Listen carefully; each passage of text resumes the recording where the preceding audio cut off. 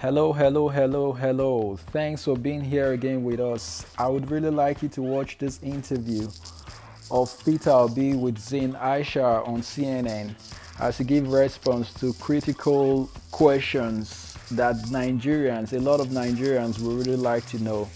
Just go ahead and listen and let us know what you think. Thank you. So much for being with us. You are certainly the most popular presidential candidate in Nigeria right now among young people. There is just so much momentum behind you. But here's the problem. Nigerians are used to being disappointed by their leaders. And when you think about some of the problems that are facing the country right now, they're systemic. I'm talking about corruption. I'm talking about oil theft. I'm talking about insecurity. I'm talking about the fiscal hole that Nigeria is in right now. Can all of that really be solved by one person? Well, if you have a leader that is competent, have the capacity and commitment to start dealing with it, you're not going to solve it overnight. But there will be a clear, visible, measurable attempt to dealing with it. And they're things that are solvable. They're things that can be dealt with decisively. But you have to have a leader that, if you look at what he's been able to do in the past, you can say yes. If indeed you do become Nigeria's next president. Nigeria, as you know, is broke. It is barely able to service its debt. It spends so much more than it earns. What are your plans? Just from a concrete perspective, what are your plans to take Nigeria's economy off of life support? Well, a variety of things. One is that you have to deal decisively with the issue of security. It's impacting negatively on your economy today. You have to deal with it head on, because you have to get your farmers to go back to farm and start ensuring that the vast land of the north are invested, are cultivated on. You have to start pulling people out of poverty as quickly as possible.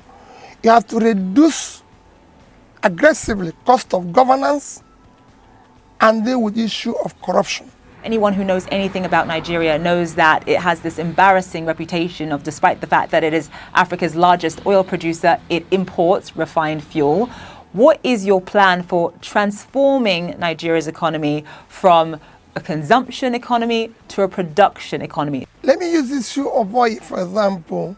There's no reason why our refineries cannot work. There's no reason why we should not encourage private sector to build refineries and operate them. And they're not rocket science. It can be done as quickly as possible. You can use today decide to remove the fuel subsidy, use the resources to support critical areas of production, from critical infrastructure to education to supporting investment in refinery, which will be, like I said, done within a shortest possible time. A lot of Nigerian presidents have come in and talked about revitalizing the manufacturing sector, investing in refineries, but change, as you know, has been very, very slow.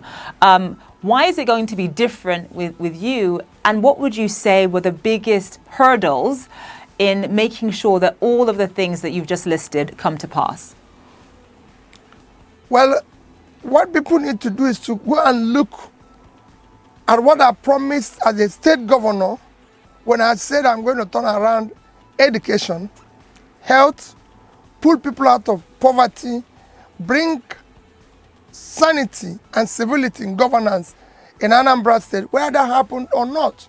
When I said we're going to save money, did we do that? I want to talk about one of the other sort of major issues that Nigeria is grappling with right now, and that is, of course, violence and insecurity.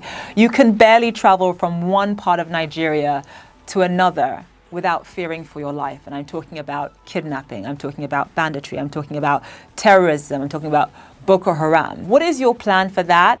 I did say that initially that what we need to first head on is issue of security. Because unless you have security, the farmers can't go back. You can't attract investment. Nobody will ever want to go to an insecure place. And you can deal with that. There's so many, you need to do a lot of work, reorganize your security architecture, ensure that there's multi-level policing. Issue of state police has to be decisively dealt with. There's so many things you need to do. You need to bring in more personnel into the security system, equip them properly, ensure that they are properly motivated to deal with the issue of security, because the need it is the most important thing Nigeria needs today. As you know, you and I are both Nigerian, we're both Igbos, we're both from southeastern Nigeria. Nigeria is a very hard country to hold together. You've got 200 million people, so many different tribes, so many different competing interests and ideas. And when you think about the fact that, you're from the southeast, how easy is it going to be to rally Nigerians perhaps from the north behind you? That's got to be on your mind. That is what it was yesterday. And that's our problem. Because we have been able to elect people based on ethnicity, religion, my turn, connection, or one form of bias or the other, which brought us to where we are, or structure, which I always say structure of criminality. That is what we want to dismantle now and ensure that the next election is based on character, capacity, competence, commitment to do the right thing. Nigeria is now not just in a physical mess, it is at the last stage to collapse. The people in the north don't have a secure place. They don't have good roads. They don't buy bread cheaper than people in the south. So is the people in the south. So all you hear about ethnicity, religion, connection, my turn, is elite conspiracy to keep Nigeria underdeveloped. But now we've reached the edge. We can no longer continue this way. Mr. Obi, thank you so much for joining us on the program.